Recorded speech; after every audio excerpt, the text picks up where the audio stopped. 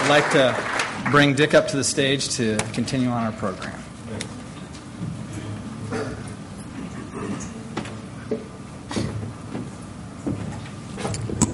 Well, we are fortunate to have a research scientist head the Scientific Advisory Committee. None of the rest of us felt very capable of doing that. And the Scientific Advisory Board is really top rate. Those 5 individuals that are involved in that and those who will recruit in the future did a rigorous analysis and did a lot of questioning back and forth. And I think we got a great result. And just so you're not scared, transplantation in this case at Pittsburgh is cell transplantation, not the liver itself. So before I get started introducing our speaker this morning, there are a few people in the room I'd like to meet if you would come see me today, if you will. Jill Ambrogio, Karen Kotterman, Robert Weiss,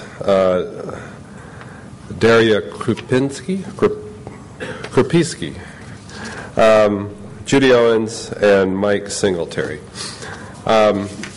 This morning we're fortunate to have as our lead speaker someone who has become recently a great friend of the PKU community and supporter. Jeff Lewis has worked behind the scenes assisting us in finding a sponsor and co-sponsors for the Medical Foods Equity Act. He penned an op-ed supporting the act, and it's been published in several newspapers, and it's available for you to get in your local newspapers as well. Jeff's a leader and philanthropic entrepreneur, try saying that fast 3 times, in public and private sectors focusing on health care, pension, and retirement issues. But it's his innovative thinking that prompts us to call on him first when we need advice on advocacy issues. Jeff has been with the Heinz Family Office for 19 years, currently as president and COO of Heinz Family Philanthropies. Jeff has served 4 senators as legislative and policy advisor, including Senator Heinz, who passed away several years ago, and Senator Kerry, who introduced the Medical Foods Equity Act. Jeff's a Michigan Wolverine. Hope the football team does better lately. He's an MS from Southern Cal and a JD from Lewis and Clark College. But best of all, he's our great friend, and for that we are very thankful. Jeff Lewis.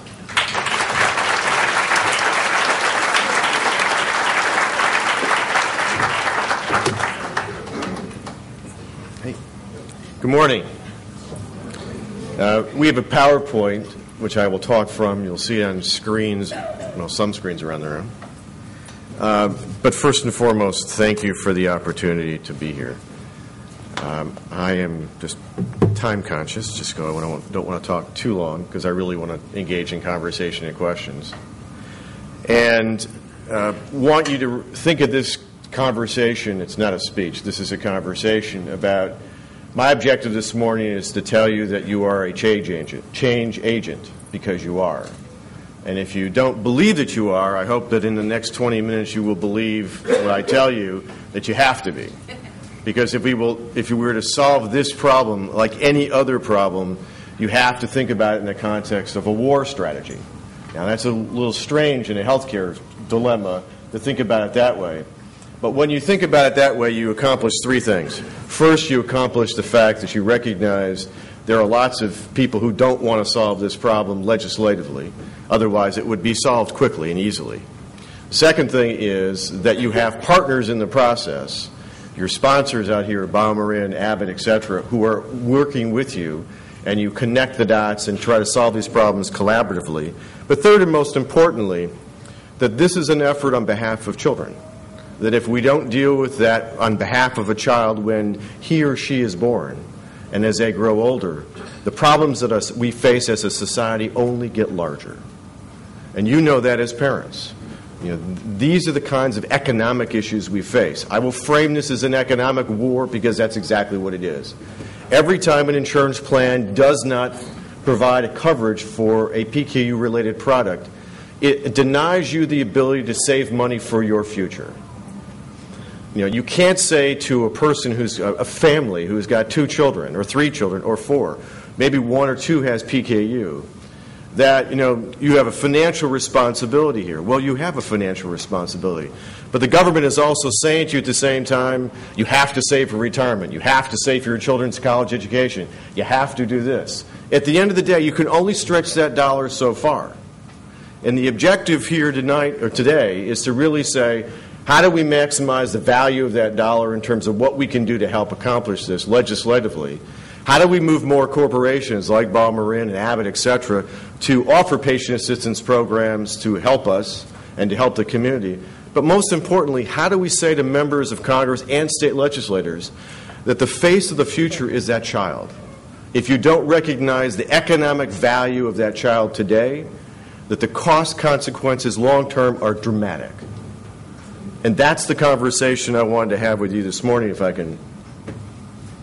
Do I click? What do I? Oh, there you go. Okay. We're here if you look at the screens because the kids, and I'm just going to speak to this. Okay. From my perspective, that the children are the candles from which we light our torches. They are America's future. They are our future. There are a myriad of issues that we have to deal with in the PKU world. Insurance coverage in terms of poor coverage. State mandates and assistance are patchworks. They're not consistent across the country. There is no uniform legislation at a national level or at a state level. The most important thing, and this presentation is available to you on the website, so don't worry about trying to take notes. I'd rather have you listen. We'll have a conversation. When you think about insurance coverage, I want you to think as an activist, and you need to think a little bit differently. You may have not been an activist. You may not think of yourselves as activists. But in your own way, you really are, because you're acting on behalf of a person. It might be one child, it may be two child, it may be more, or it may be adult PKU adults today. In that sense, what we learned from the insurance world is as follows. We know that lack of insurance coverage hurts children. It does devastate families, both emotionally and economically. It hurts the economy, and it doesn't match the morals of this nation. And as you think about these issues, I want you to think more about the words, the morals of America. If we are to try to help every person be successful, if we are to raise the future generation of a working population, to build and to be strong, we have to have healthy children. PKU is part of that conversation. It has been left out of that conversation, and it can no longer be on the sidelines. State mandates are a patchwork of state programs. You have at the federal level women and children's programs. You've got HRSA grants, which is a federal program. You've got newborn screenings. And you have, most importantly, at a state level, need-based programs. But across the country, there's no consistency there. And as Christine talked about before, 60% of individuals covered by private health insurance are denied protection from state laws. When an employer offers insurance, that is fantastic, because they are smart enough that they recognize the value of their employees. An employer does not always understand when they offer insurance and they self-insure. In other words, they don't go out and hire a Blue Cross plan, but they manage it themselves. They don't always understand these kinds of issues. So your activism, your advocacy is saying to that employer, under your plan, I'm not covered. How can I help you understand the value of this and what it means to me I love me working for you, et cetera. Those are the kinds of issues that become part of this equation. I want you to think about this in a conversation in the context of together we can. There is no such word as cannot, there is no such word as can't, and there is no such word as never. Today you begin a different dialogue. I'm involved in this because I believed in what you're doing. I don't have a PKU child. I'm lucky enough to have a healthy 18-year-old, a healthy 14-year-old. They're all teenage issues. No one told me about 14-year-old girls. Oh. And right now I'm the good guy. I know in 4 years I won't be. But this issue is important to me for a different reason. It's important to me because of the following. When Senator Hines was alive, we dealt with an issue called Zebley. In Philadelphia, there was a young kid named Brian Zebley, and he was severely disabled. And he went to the Social Security Administration through his parents to qualify for SSI. And the brilliant people at the Social Security Administration said, oh, we have to apply the disability test to everybody across the board. In other words, we'll apply the disability test to adults the same way we apply them to children. It went to the Supreme Court. Supreme Court ruled against the Social Security Agency. We codified it into law, and we created the Zebley Law so that disabled children could have access like any other child. And it was designed to help parents. When Dick came to talk to me about this, I thought about Brian Zebley, because it was taking me back to 1989. It took me back when John Hines and I had this conversation that we had to fix this problem. PKU is a similar kind of problem. It has to be fixed. So in my advocacy for this, it's because it's from the heart. It's not because I'm a parent of a child. It's even better because I don't have an investment. I believe in equity. I believe in morality. I believe that you need to have every child be treated the same. And if we can't help PKU families, as a nation, we will not succeed. That, to me, becomes the underpinning of this conversation. Activating legislators to push for mandated uniform. Your national legislation that you have on the table is critically important. In the context of when you talk to Christine and when you talk to Kelly about talking with state legislators and federal legislators, I want you to think about the words consistent message. You want to have a consistent message. You want to talk consistently about the same issues. Frame your message. Talk about it simply so they can understand it. Remember, state legislators and federal legislators are often just like everybody else. They're not scientists. They're not lawyers. Some are business people. They come from a melting pot of America. They don't necessarily understand these issues. And if you take it a step lower, many of their staff don't understand these issues either. When you can talk about it in a simple way, give them very specific examples, and Kelly and Christine have been developing these great examples that I've been using in op-ed pieces, it begins to click and people understand that. This is the consistent kind of message you think about. Persuading insurance companies how to do this. I want you to think about the insurance world in a similar way that the tobacco families talked about it years ago.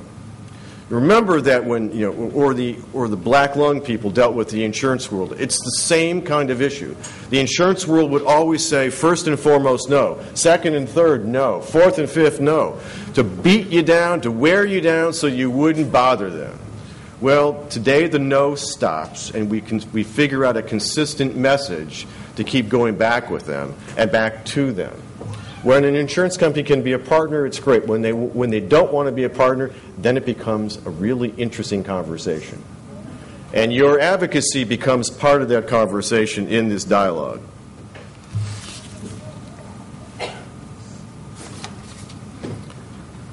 You know that doing nothing costs billions of dollars. The idea is to turn your frustration and your angst into an action plan. We talk about it economically. You will hear me use the term return on investment strategy. We will develop for a PKU product, because it's what I want to do, where you have a child who's get access to products and where you would have one who does not, based on the insurance program that they're in, there's an economic value associated with that. You're going to quantify those values, and we're going to talk about that long term. When that child has to repeatedly go into a hospital, there's an economic consequence for that. That costs society, that costs families, etc. When you create the return on investment strategy, it is something members of Congress begin to understand. It's not necessarily language they fully understand, but they begin to understand, and it is the same thing in terms of newspapers. Your advocacy becomes part of what a newspaper editor or writer can understand. When you can quantify specific data with your researcher, it really does work well. You give them the story, you tell them the story, and they begin to gradually understand it. Covering PKU treatment improves lives. You know that. The investment saves billions of dollars. The return on investment also includes non-monetary outcomes. When you think about this, you think about your partnership with Abbott Laboratories, your partnership with BioMarin. Every time a corporation invests in a patient assistance program, They are creating a return on investment strategy because but for the fact that Bob Marin or Abbott or others provided those medications to families that income qualify, those families would be spending thousands of dollars or other things would happen. So we work with those kinds of corporations and first and foremost always thank them for developing these programs because they do a great job. And second, work with them on the data to design those kinds of economic strategies. When you think about changing legislation or creating legislation, the economics of this issue become very important. I hate to belabor the point, but I will continue to bring it back because it begins to explain how you take a case study of a PKU child and compare that to one who has coverage. And the difference between coverage and no coverage are the economics of this kind of argument. Inconsistent state laws in terms of what states cover, what they don't cover. I'm going to skip ahead. States with medical food mandates, some, not many.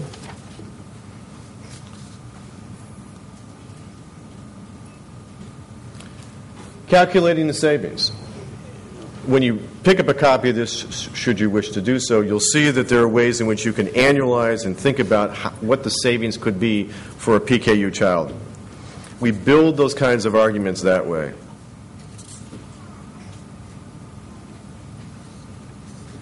Number of states with mandates that cover these kinds of items of disorders will vary. And as you can see, you can't.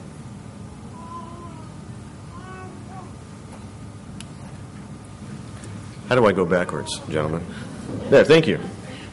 As you can see, when you look at all these different lines here, there are different things that are happening. But when you look at the number 28 on this side, you guys can't see this, that it should be a much higher number. It should be, all these graphs here should be much higher. As the legislation moves forward and as your advocacy moves forward, those things will happen. Now, let's get to the heart of the matter here. We're talking about coordinating messaging and strategy, a PKU patient advocacy strategy. Kelly's going to work with you guys on doing these things this morning. You're going to come up with consistent messages. You're going to send a note to your congressmen, your senators. That's just step one. It's not enough just to do that. So here's what I want you to think about. I also want you to write a letter. I want you to write a letter because I'm going to teach you a little trick this morning. And this is Politics 101. This is the fun stuff. All right, so you write the letter to Senator Jones, and it says, Dear Senator Jones, we're doing this. I'd love your support on S, whatever it is, the legislation. I'm a PKU parent. You tell your little story. You send it off the letter. You write on your calendar, sent letter to Senator Jones on this date. So we assume it takes 3 or 4 days, unless you live in Montana. God knows how long it takes from there. And eventually gets to that congressman or senator's desk. So let's say it takes 5 days. Maybe a little longer if you're in Montana. At that point, you pick up the phone, you call the local office. I mailed this letter. You wait a week, so you set in your calendar. I mailed it on February 1st. It's now February 10th. That's a good time. Mailed this letter. I wanted to see if there was any response from the congressman to my letter. You'll talk to some young person in a desk in the local office who may or may not be helpful, and you've sent them a copy of this letter, of course, because you've done 2 things. You send a copy to the senator. You send a copy to the person that runs the local office in the state. You send a copy to the person who's supposed to handle these issues for the senators. You've covered every base. You've checked off your list. Now, you follow up in 10 days and you say, all right, how do we proceed with this? I'd like to know the senator's position on this. Well, we're looking at this. We'll get back to you. Okay, you checked it off. You've had a response. Nothing in writing yet, but you've had a response. Now what you do is wait another week and send another, and you pick up the phone again. Interesting. I mailed the letter on the 25th of January. It's now the 15th of February. I'm curious if I'm ever going to see a written response from Senator Jones. We're working on these issues. We're trying to figure out what to do. Check mark number 2. You wait another week. Now you're in 3 weeks. This is far too long. This is a disorganized congressional office. You hit pay dirt. This is great. And what you do is you then say, okay, it's the 3rd week. I haven't got a response to my letter. You do the next thing. You live in Big Sky, Montana. There's a small newspaper there. You write a letter to the dear editor. I don't understand why Senator Jones refuses to respond to my letter about whether he or she will support this legislation. If you're a good field operative, in other words, if you run a local office for a member of Congress or you run the Washington office, you don't read the editorial pages in the morning. The first thing you read are the letters to the editor. Is there anything in there I have to worry about that's going to be said about my senator? Well, the state sends me the clips. I see the clips in the morning. There's a letter in the Big Sky, Montana newspaper from so-and-so saying, why doesn't Senator Smith respond to these issues? Step one. Step two, you then send it to a larger newspaper in your area. You're on a roll. This is a strategy, though. Step three is you're utilizing your advocacy because it's all by pen. You are an individual. You're doing this. This is important to you. You see how many letters to the editors you need to write before someone takes notice. You listen to what they're doing in terms of state meetings, when they're going to have conversations, but you've laid down the gauntlet. Now remember, if you've got 400 people sending letters, and for example, you might be from multiple different states, and there's a consistent theme in this, and different families are sending different letters. There's not a form letter. Do not use a form letter. Write your own little letter. Kelly will give you the words, but put it in your own writing. Don't. There's certain things you want to do differently because they can tell what's a mail order campaign and what's not. And when you type out your own letter or you handwrite your own letter, that makes a big difference. I paid much more attention when I was the staff director to that kind of stuff than you'd see, 1,000 postcards come in. 1,000 postcards. Okay, someone's got something going. We'll figure this out. The individual letters really do get attention. The other thing to think about in this context is the whole idea of campaign contributions. You are your own political action committee. And when you give campaign contributions, they do not have to be $10,000. I would rather go to an event as follows. I would rather have 350 people in a room who paid $1 because I have to worry about average campaign contributions. But I've got 350 advocates in the room who want to help me. I can always find $1,000. I can always find $10,000 in a campaign contribution. I cannot always find 350 pairs of legs. You are an army of advocates. You come together for a specific purpose. When you think about yourselves on a state-by-state basis, and you can volunteer on a campaign to help somebody who said, I will support your legislation, you go back and support them as well. You become known to them in terms of not just helping them, but in terms of delivering your message. This is an issue of commitment. It's a commitment on both sides in terms of what can happen. I'm going to jump ahead.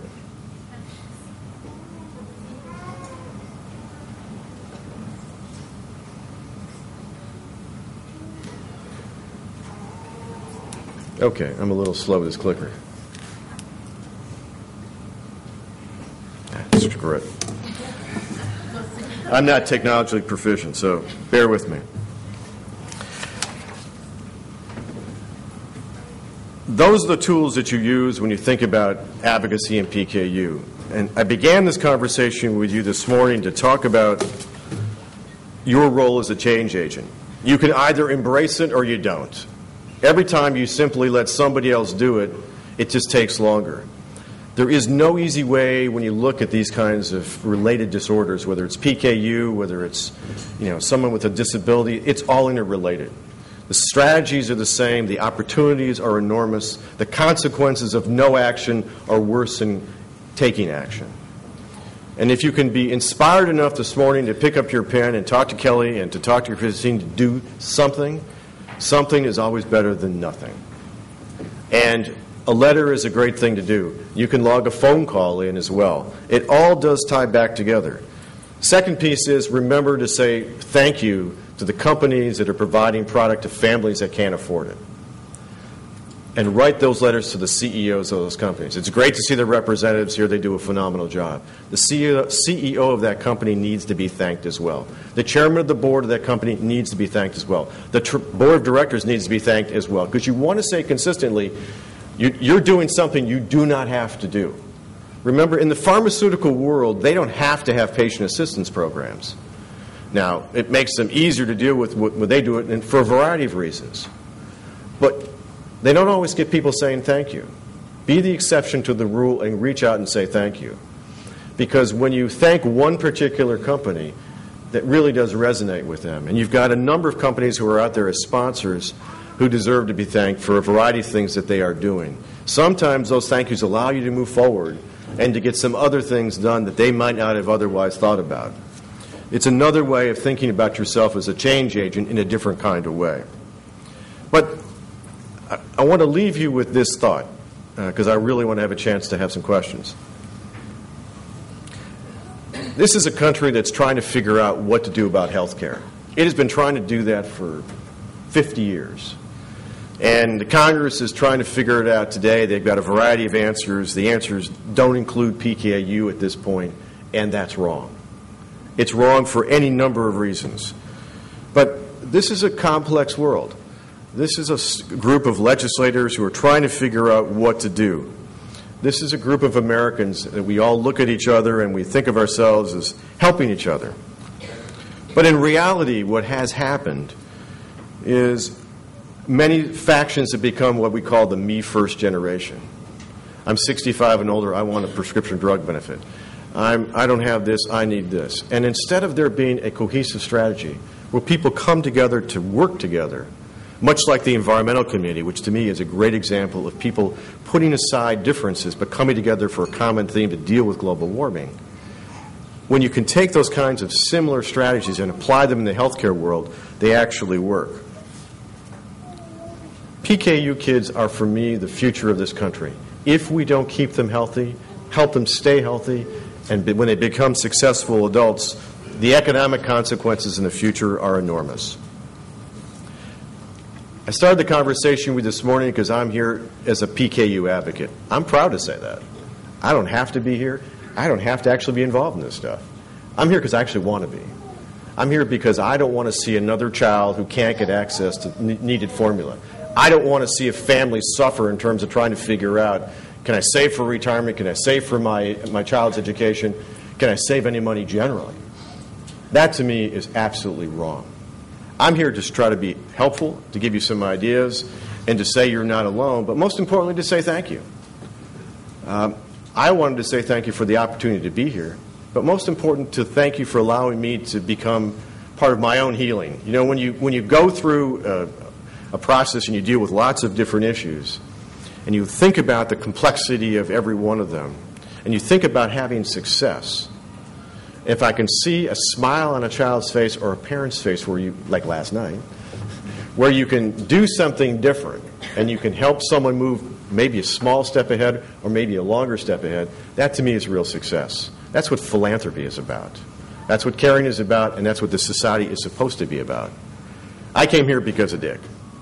Yeah, I got introduced to the PKU world. It was fascinating. It was fascinating because it's the right approach, it's the right reasons. I thank you for the opportunity to be here. Hi, Gabby. And I'll be happy to take your questions.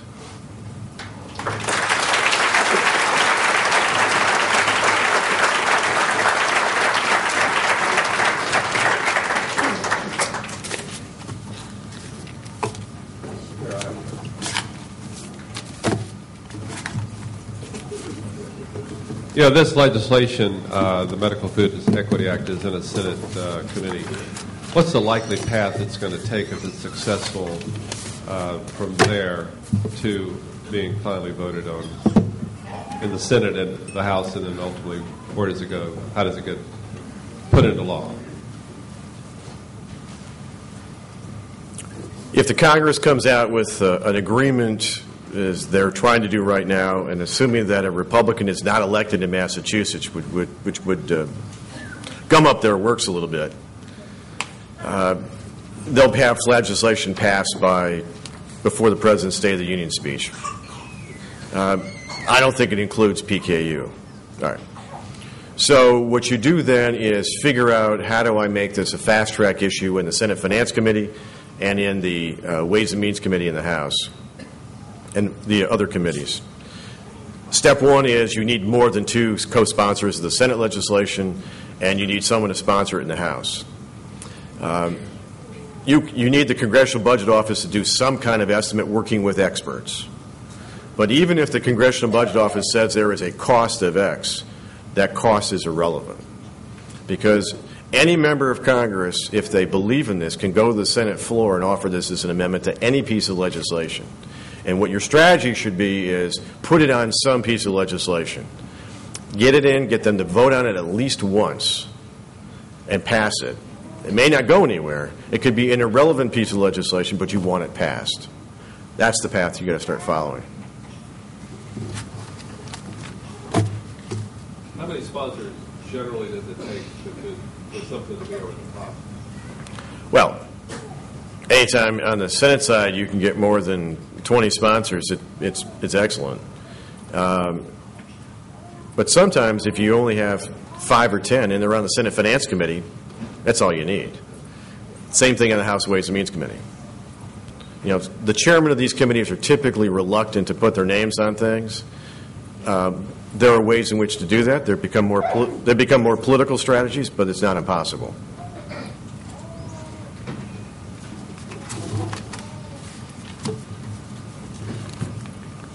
We had run into a situation in Michigan where Blue Cross and Blue Shield actually covers low-protein food, but my husband works for GM, and GM didn't select that portion of the coverage.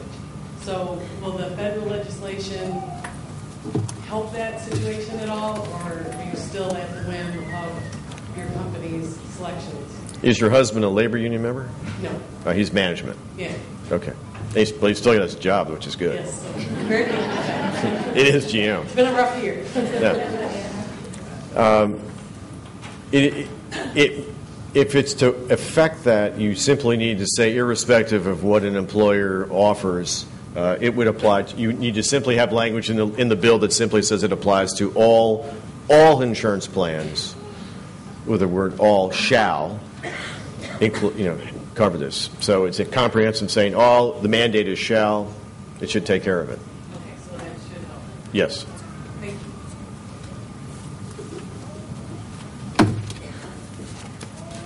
Go ahead.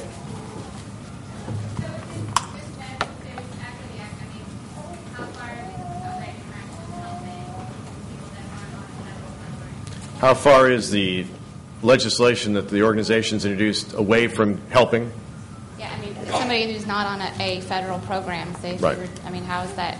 I mean, because right now we feel like it's easier for our son to stay on Medicaid and get the proper care, and for us not really to use our degree and experience to get better jobs because he has good care on Medicaid. I'm going to give you two answers. Stay on Medicaid. My second answer is this. I'd love to have a chance to talk with you, not today, but some other time, to talk about that. That's a great story. When a family is forced to reduce their economic opportunity because of a child's health, the state should figure out a way to cover that without penalizing the family, even if the family financially contributed to some degree. So I'd love to talk with you about that separately. And thank you for doing that. Yes, ma'am.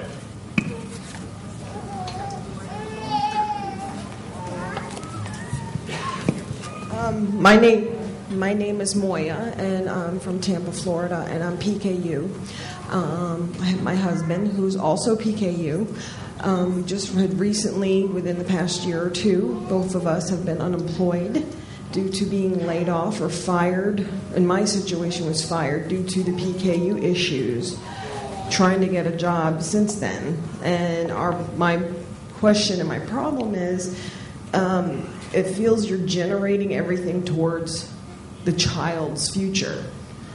What about people like us, our age, 42 years old, that are trying to manage our diets? We have no insurance, lost all our benefits, and we're living on one unemployment check and can barely eat. So if all states covered everything, it would be a lot easier, and that's my only concern about it all. And I get angry over it. I thank you for getting angry, because you should. And I'm sorry. No, I I've been dealing with this for over 6 years, trying to be back on diet. I had been off diet for 30 years because my parents were misinformed that I didn't have to be, and I don't think that's fair. But that's like under the water. So I'm just trying to focus and go forward, and I want to know what I can do. First thing is, thank you.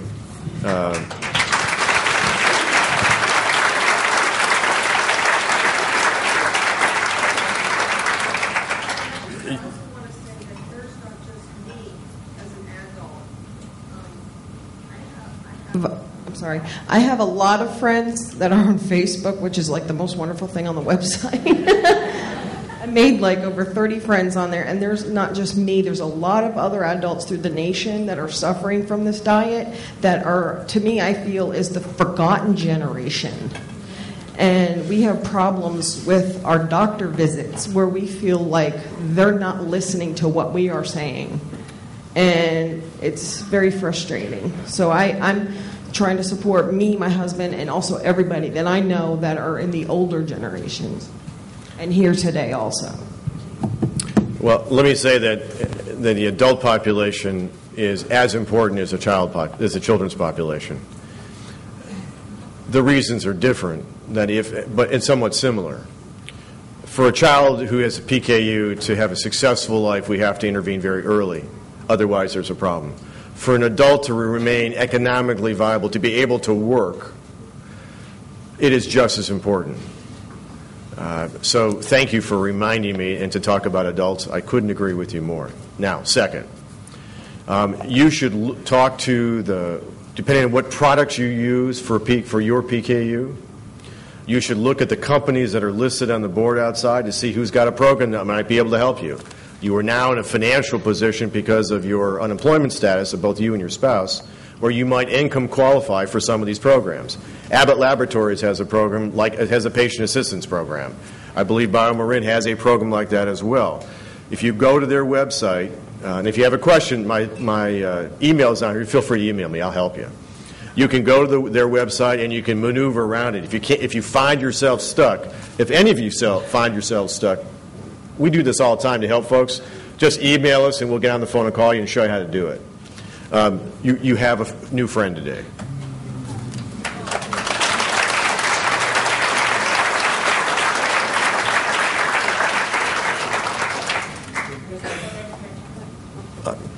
I got one over here. Sorry. Hi, my name is Karen Marshall, and I actually have a tactical question. I have dealt with other nonprofits doing advocacy in the past, and I love your method of the letters to the editor based on non-response. I'm one of those people that LAs hate because anytime I read something in the paper that irks me, I fire off a letter to my senators and my congressmen. I have them like on speed dial.